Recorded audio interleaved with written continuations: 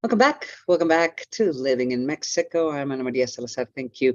Thanks so much for joining us. I want to thank all of you who've been joining us since 2005. It's always good to know. It's an honor to be able to share with you information, news, analysis about what's going on in Mexico, both in English and in Spanish. Spanish. Thank you. Thank you so much. We are going to talk about rallies or marches or protests in Mexico. And there was last weekend, and I'm sure many of you who are listening to us today may have participated, or I'm sure you knew about a major rally or march that took place, and it was called by different organizations, political parties, individuals, analysts, academics, who in one way or the other, in a very, I would say, almost organic way, because it was organized but not organized by like one group or one person. There was hundreds, and I would say thousands of people went out in March to express their concern in regards to reforms President Andrés Manuel Lopez Obrador wants to impose, constitutional reforms, wants to impose on Mexico's electoral system. I don't know. I mean, there's still a debate as to whether these reforms are going to move forward. But clearly, there was a strong reaction from President Andrés Manuel Lopez Obrador after the march took place. Isn't that right, Carlos? Joining us today is Carlos Ramirez. He is from Integralia, a very well-known consulting firm here in Mexico. Carlos, welcome to the show. I don't know how many people marched, but and you know, there's a debate in terms of whether it was from 12,000, based on what a public official from Mexico City said, to up towards 800,000. I mean, that just trying. I mean, that the numbers being discussed is quite is diverse. It's I would say, generally speaking, I think was a pleasant surprise for those who are against the reforms, aren't you right? Well, am I right? Welcome to the show, Carlos. Thank you, Ana Maria, for having me again. And definitely, I think the turnout to this rally was much bigger and higher than really what anyone would have expected, certainly the organizers of this event.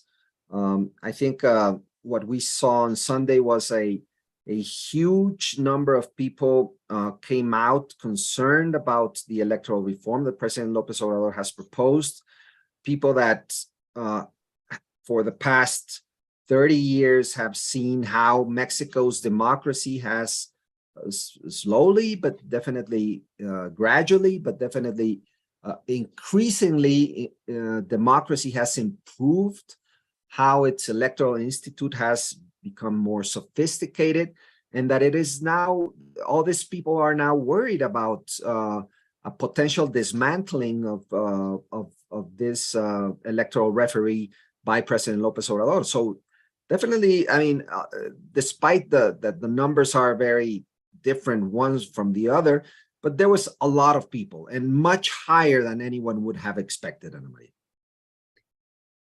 Now the question is, what happens now? I mean, there was, you know, there was this issue as to, okay, the march took place. Is that sufficient? Did it, will it stop the president from trying to impose these new reforms, constitutional reforms? Will it stop legislators from the opposition from supporting the president? I mean, did it fulfill its objectives? I guess that's where the big question mark is. Yeah, I think it fulfilled one of its main objectives, which was sending a critical message and a very significant message to the PRI.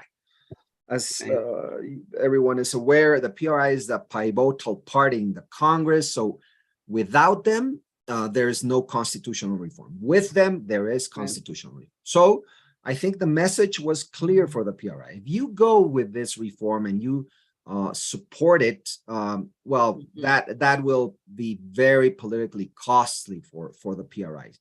And I think immediately the day after, and actually the same day, the PRI came out saying, we are not going to support President Lopez Obrador electoral reform. So I think it was, it did have a strong effect on the PRI. Now, I think most of the people that went out knew that President Lopez Obrador was not going to change his mind because of Yeah, people marching down in marching. Reforma.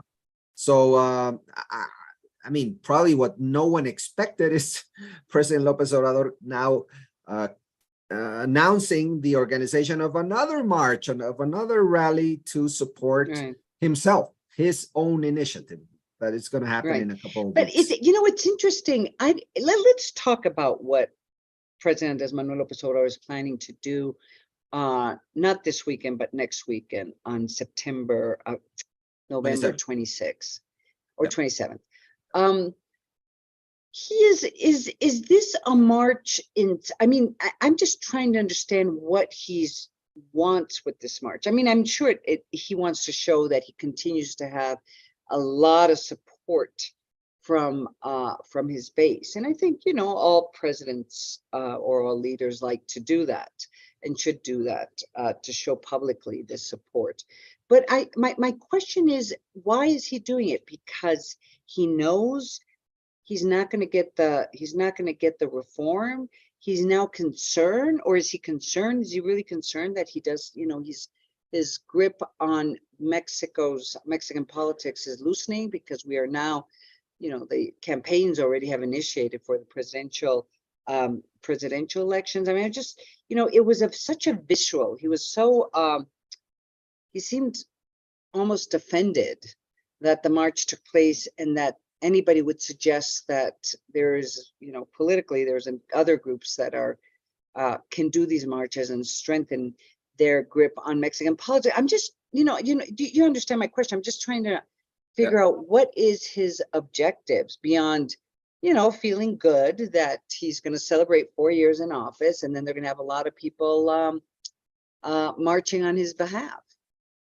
So President Lopez Obrador, we can like it or not, but he is a very strategic political actor, right? He knows he is definitely. He understands well what are the drivers of, let's say, the sentiment in most Mexicans.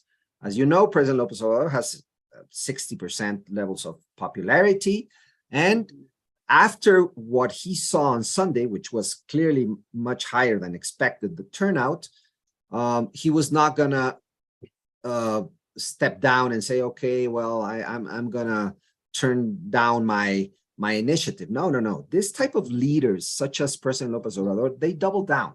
They double the bets, Ana Maria. And that's what he's doing. He wants to, I think he wants to achieve 2 or 3 key aims. He wants, one, to show muscle. He wants to show that he is able to increase the number of people that come out, even higher turnout than what we saw on Sunday. And he might likely achieve that. Second, he wants to show to his base, which is the hardcore base of the let's say, the left in Mexico, that he is willing to give a fight, that he's not gonna turn down a fight like this one.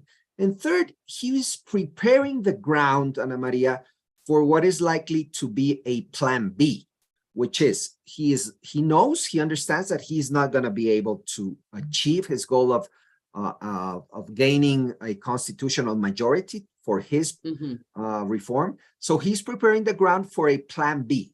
Plan B means a legislative reform that doesn't need a secondary electoral reform, that doesn't need majority, and most likely he's going to present it exactly after the rally on the 27th, and he's going to basically explain to Mexicans that he needs to do this reform because there's a lot of people that is supporting his reform. So yeah, but what is very clear. But that is, I mean, we have to remind our audience, if he does that, it will get approved because he clearly has a majority in both houses. If you include the parties that have associated with him, but I mean, if it will clearly be unconstitutional. So will they proceed? How will they push or proceed with this reform if the actor that is most affected by this reform is the National Electoral Institute, and they're clearly not going to start implementing a law that appears to be totally unconstitutional unless they are forced to do it. And that's what I'm trying to wrap my head around. I mean, I can understand how he passed a law for the National Guard that should have been a constitutional law, but he just had, he got a majority, and there's a constitutional question that will be debated in the Supreme Court, and it may take 1 year or 2 years. But this one, if they don't start implementing these reforms right now, I can't see any way of implementing not only the changes, but make sure the changes are ready for elections in 2024. I mean, this could be a constitutional confrontation between the National Electoral Institute and the president. I mean, who wins there? How do you implement something like that? Well, clearly no one wins, but President Lopez Obrador is absolutely convinced that he wants to create, in a sense, chaos. He wants to create disruption. He doesn't care what's going to happen with the Electoral Institute. What he's aiming is to create confusion, in the sense that it creates operational problems for the National Electoral Institute, and it creates an environment that is going to be very difficult for the referee to conduct the elections of 2024. That is the aim, Ana Maria. Let us not forget what he is aiming for. He wants to capture the National Electoral Institute. So how he does it, he wanted to do it through a constitutional reform. If that is not approved, well, he's going to try this plan B, which is unconstitutional. He knows it, but it's still going to create disruption and problems for the Electoral Institute. Yeah. And he's very effective in that sense. Carlos Ramirez from Integralia, it's always great to have you on the show. Thank you so much for joining us. Thank you, Ana Maria, for having me. Thank you. We're going to go to a commercial break, but don't forget, we continue to broadcast every weekend from 7 to 8 in the morning, both Saturday and Sunday, here through Grupo Imagen. I'm Ana Maria Salazar. We're going to go to